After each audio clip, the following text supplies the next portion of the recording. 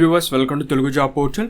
Bharat dynamics limited BDL Hyderabad ఆర్గనైజేషన్లో ఖాళీగా ఉన్న మేనేజ్మెంట్ ట్రైనింగ్ జాబ్స్ భర్తీ చేయడం కోసం రీసెంట్గా ఒక నోటిఫికేషన్ రిలీజ్ చేశారు. ఈ నోటిఫికేషన్కి ఆన్లైన్ అప్లై చేయాలి, తర్వాత ఆఫ్లైన్ కూడా మీరు అప్లై చేయవలసి ఉంటుంది. ముఖ్యంగా SC, ST, PWBD ఈ కేటగిరీ వరకు ఎటువంటి అప్లికేషన్ ఫీజు అయితే లేదు. సో ఆసక్తి ఉన్న వారు అప్లై చేసుకోండి. ఎగ్జామ్ సెంటర్స్ 2 తెలుగు రాష్ట్రాల్లో ఉన్నాయి. పోస్టింగ్ కూడా ఏపీ, తెలంగాణ. మీకు స్టార్టింగే 40,000 వరకు పే స్కేల్ ఉంటుంది. ముందుగా ఇంపార్టెంట్ డేట్స్. ఈ నోటిఫికేషన్ సంబంధించి ఆన్లైన్ అప్లికేషన్ 4th జూలైన స్టార్ట్ అయ్యి 19th జూలైన ముగుస్తుంది. సో మనకి 15 days మాత్రమే టైం ఉంది. సో మీరు వెంటనే అప్లై చేయవలసి ఉంటుంది ఆన్లైన్ అప్లికేషన్ స్టార్ట్ అయిన వెంటనే. నేను అప్డేట్ కూడా మీకు టెలిగ్రామ్ ఛానల్లో పోస్ట్ చేస్తాను. తర్వాత ఆఫ్లైన్ అప్లికేషన్. ఆన్లైన్ అప్లికేషన్ పూర్తి చేసిన తర్వాత మీరు ప్రింట్అవుట్ తీసుకుని రిలవెంట్ డాక్యుమెంట్స్ని అటాచ్ చేసి సబ్మిట్ చేయాల్సి ఉంటుంది. దానికి 27th జూలై లాస్ట్ డేట్. మీకు ఆన్లైన్ అప్లికేషన్ సంబంధించి ఏమైనా క్వైరీస్ ఉంటే కనుక వాటి క్వైరీస్ని ఫార్వర్డ్ చేసుకోవచ్చు. మీరు ఎక్కడ వాటి అప్లై కూడా ఇస్తారు, అది ఈమెయిల్ ఐడి. పోస్టింగ్ ఇక మెయిన్ కార్పొరేట్ ఆఫీస్ వచ్చి వెళ్ళి గచ్చిబౌలి హైదరాబాద్లో ఉంది. అక్కడ కానీ లేదా కంచనబాగ్ యూనిట్ హైదరాబాద్, సంగారెడ్డి జిల్లాలోని బానూర్ యూనిట్ కానీ లేదా వైజాగ్ కానీ, రంగారెడ్డి, ఇబ్రహీంపట్నం కానీ లేదా మహారాష్ట్ర ఉంది ప్లస్ న్యూఢిల్లీ, లేకపోతే వేరే చోట ఎక్కడన్నా వాళ్ళు అప్కమింగ్ న్యూ ప్రాజెక్ట్ స్టార్ట్ చేస్తే అక్కడ కూడా పనిచేయడానికి సిద్ధంగా ఉండాలి. సో స్టార్టింగ్లో మనకి తెలుగు రాష్ట్రాలు ఇచ్చే అవకాశం ఉంటుంది పోస్టింగ్ అనేది. వేకెన్సీస్ టోటల్ 46 వేకెన్సీస్ ఉన్నాయి. ఇందులో 4 కేటగిరీస్ అంటే జనరల్ మేనేజర్ కానీ, deputy general manager, medical officer, assistant manager. ఈ పోస్టులకి ఎక్స్పీరియన్స్ అవసరము. మిగతా వేకెన్సీస్ అంటే సీరియల్ నెంబర్ 5 నుంచి 13 వరకు మేనేజ్మెంట్ ట్రైనింగ్, వీటికి ఎటువంటి ఎక్స్పీరియన్స్ అవసరం లేదు. Fresher vacancies. స్టార్టింగ్ మీకు per annum 10.5 lakhs వరకు శాలరీ వస్తుంది.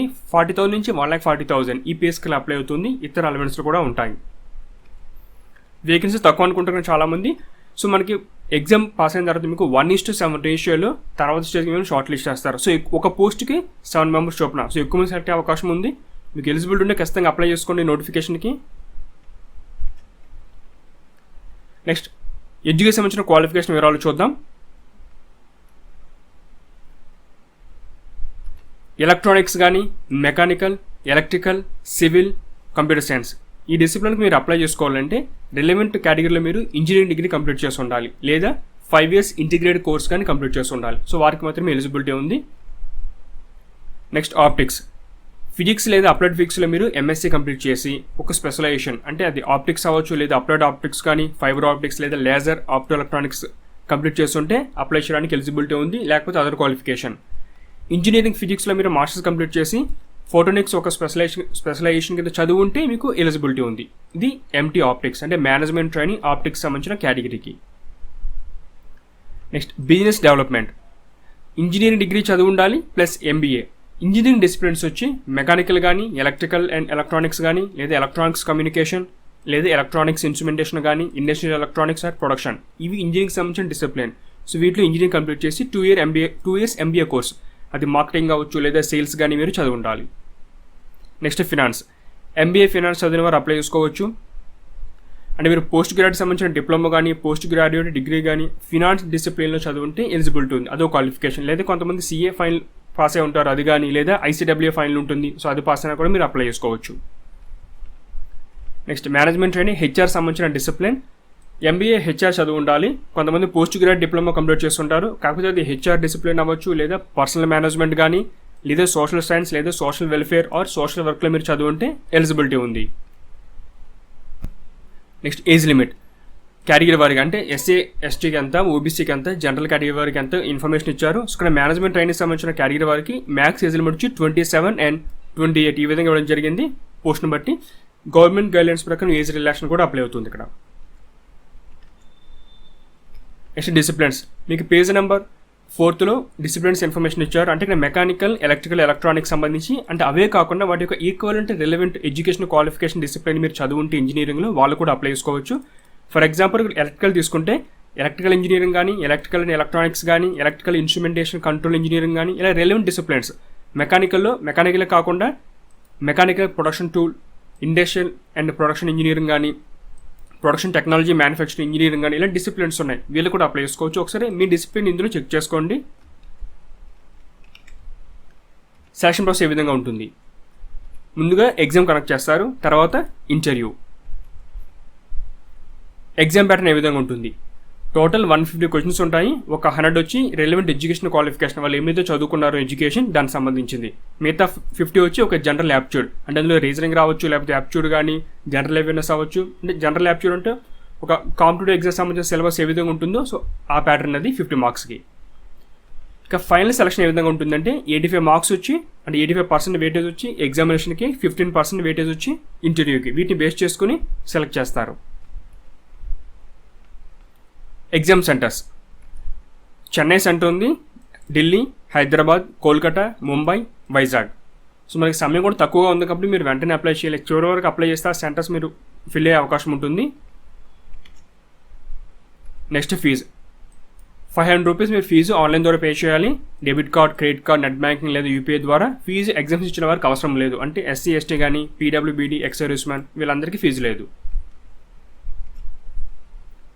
దానిలో ఒక ముఖ్యమైన ఇన్ఫర్మేషన్ ఏంటంటే ఏజ్ కానీ క్వాలిఫికేషన్, ఎక్స్పీరియన్స్ ఇవన్నీ కూడా మీకు 18th May 2021 ఇది కట్ ఆఫ్ డేట్. ఈ డేట్కి మీరు చెక్ చేసుకోండి. ఆల్రెడీ ఎవరైనా మీరు organisation public sector undertaking company కానీ లేదా గవర్నమెంట్ సంబంధించిన ఆర్గనైజేషన్, సెమీ గవర్నమెంట్ వీటిలో వర్క్ చేస్తూ ఈ నోటిఫికేషన్ అప్లై చేయాలంటే ఎన్ఓసి సర్టిఫికేట్ ఉండాలి. ప్రాపర్ ఛానల్ ద్వారా మీరు అప్లై చేయాల్సి ఉంటుంది.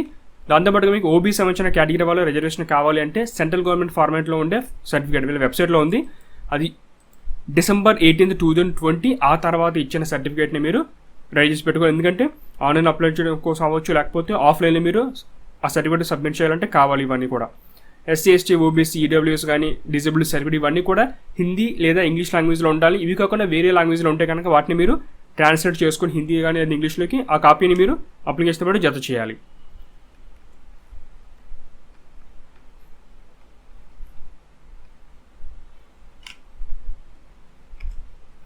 నెక్స్ట్ ఏ విధంగా అప్లై చేయాలంటే ముందుగా మీరు బీడీఎల్ ఇండియా వెబ్సైట్లో అప్లై చేస్తారు ఆన్లైన్లో. తర్వాత మీరు మీ యొక్క అప్లికేషన్ని డౌన్లోడ్ చేసుకోండి, ప్రింట్ తీసుకోండి, రెలవెంట్ ఎడ్యుకేషన్ డాక్యుమెంట్స్ అని అటాచ్ చేసి మీరు సబ్మిట్ చేయాల్సి ఉంటుంది. ఇక్కడ ఒక ఇన్ఫర్మేషన్ ఇచ్చారు, ఇది address Bharat dynamics limited corporate office, TSFC building near ICC towers, financial district, Gachibowli, Hyderabad. ఇది అడ్రస్. ఈ అడ్రస్ని మీరు సబ్మిట్ చేయాల్సి ఉంటుంది July 27 లోపల. తర్వాత ముఖ్య విషయం ఏంటంటే డాక్యుమెంట్స్ అన్నీ కూడా మీరు ఆన్లైన్ అప్లికేషన్ సంబంధించి ఏమైతే డాక్యుమెంట్స్ మీరు ఇన్ఫర్మేషన్ ఇస్తారో అవన్నీ మీరు అప్లికేషన్ బట్టి జత చేయాలి కదా. వాటి బ్యాక్ సైడ్ ఆన్లైన్ సంబంధించిన అప్లికేషన్ రిజిస్ట్రేషన్ నెంబర్, తర్వాత మీ యొక్క నేమ్ అనేది ఆ రెలవెంట్ డాక్యుమెంట్ బ్యాక్ సైడ్ రాయాల్సి ఉంటుంది. ఫర్ ఎగ్జాంపుల్ ఫోటో పైన బ్యాక్ సైడ్ ఏ పోస్ట్కి అప్లై చేస్తున్నారు ఏంటి రాయమంటారు కదా, అటువంటి ఇన్ఫర్మేషన్ ఇక్కడ డాక్యుమెంట్స్ పక్కన ఇచ్చారనమాట. అంటే ఆ జిరాక్స్ కాపీస్ బ్యాక్ సైడ్ మీరు పేరు ఏంటి, మీరు ఏ పోస్ట్కి సంబంధించిన అప్లై చేస్తున్న ఇన్ఫర్మేషన్ రాసినా రాయొచ్చు, మీ ఇష్టం అది. తర్వాత రిజిస్ట్రేషన్ నెంబర్ అయితే ఖచ్చితంగా ఉండాలి. ఇవి మ్యాండేటరీ, మర్చిపోవద్దు. తర్వాత ఎన్వెలప్ పైన application for the post of అని చెప్పి మీరు ఏ పోస్ట్కి అప్లై చేస్తున్నారో క్యాపిటల్ లెటర్స్లో రాయండి. సో వచ్చిన అప్లికేషన్ చాలా మంది అప్లై చేస్తూ ఉంటారు ఆర్గనైజేషన్కి. ఈ పర్టికులర్ ఎన్వెలప్ ఏ పోస్ట్కి అప్లై చేస్తారో తెలుసుకోవడం కోసం వాళ్ళకి యూజ్ అవుతుంది, అది ఖచ్చితంగా రాయాల్సి ఉంటుంది.